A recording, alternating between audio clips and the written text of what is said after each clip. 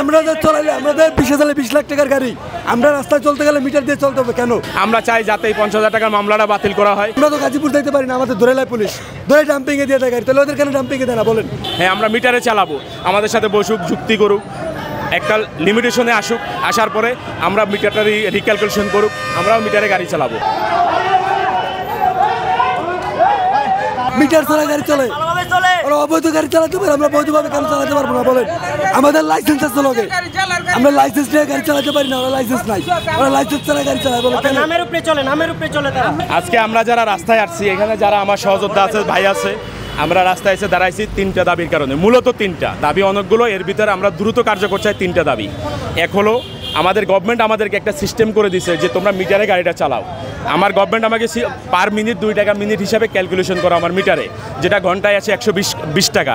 আমি যদি 10 ঘন্টা গাড়িটা ড্রাইভ করি, টাকা আসে 1200 টাকা। আমি 1200 টাকা বেনিফিট পাচ্ছি 10 ঘন্টা গাড়িটা ড্রাইভ করলে। বাট আমার ক্ষেত্রে খরচের ক্ষেত্রে আমাকে 1150 টাকা জমা দিতে হয়, 300 টাকা গ্যাস নিতে হয়, আমার দুপুরে রাস্তায় খেতে হয়, আমি বাসায় যেতে পারি না জামের কারণে, যার কারণে আমার রাস্তায় হোটেলে খেতে হয়, 120 টাকা আছে, 1700 টাকা খরচ হয়। গভর্নমেন্ট আমাকে 10 ঘন্টার বিনিময়ে স্যালারি দিচ্ছে 1200 টাকা, তাহলে আমি 500 টাকা কি চুরি করব? এরপর আমার বেতন আছে। এখন সাধারণ মানুষের মধ্যে কনসেপ্ট হচ্ছে সিএনজি ড্রাইভার জোর করে ভাড়া বেশি চাই। ভাই, ভাড়াটা কেন বেশি চাবে না? আমার যখন পার ডে আমার বেতন সহ 2500 টাকা প্রয়োজন, আমি যদি মিটারে গাড়িটা ড্রাইভ করি, আমার টাকা আসে, গভর্নমেন্ট আমাকে দিচ্ছে 1200 টাকা স্যালারি, তাহলে আর 1300 টাকা আমি কোথা থেকে দিব?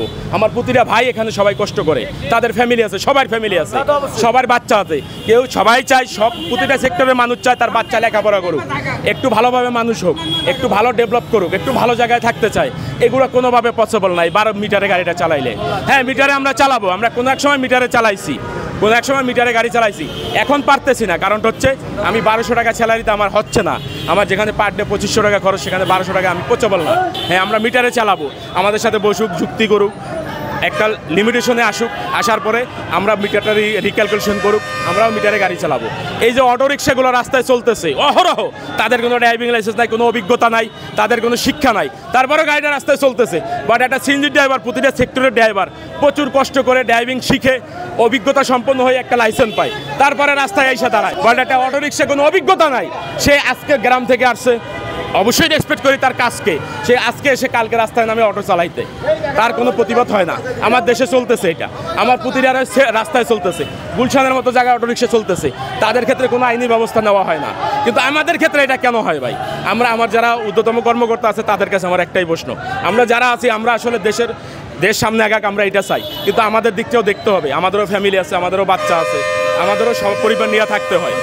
আজকে একটা মামলা 50,000 টাকা করা হয়েছে, একটা সিএনজি ড্রাইভারের পক্ষে কোনোভাবে বছরে যদি সে 6টা মামলা খায়, 3 লক্ষ টাকা ফাইন আছে, সে তো 3 লক্ষ টাকা পার ইয়ার্সে মানে আনি করতে পারে না, তাহলে সেটা কীভাবে বহন করবে?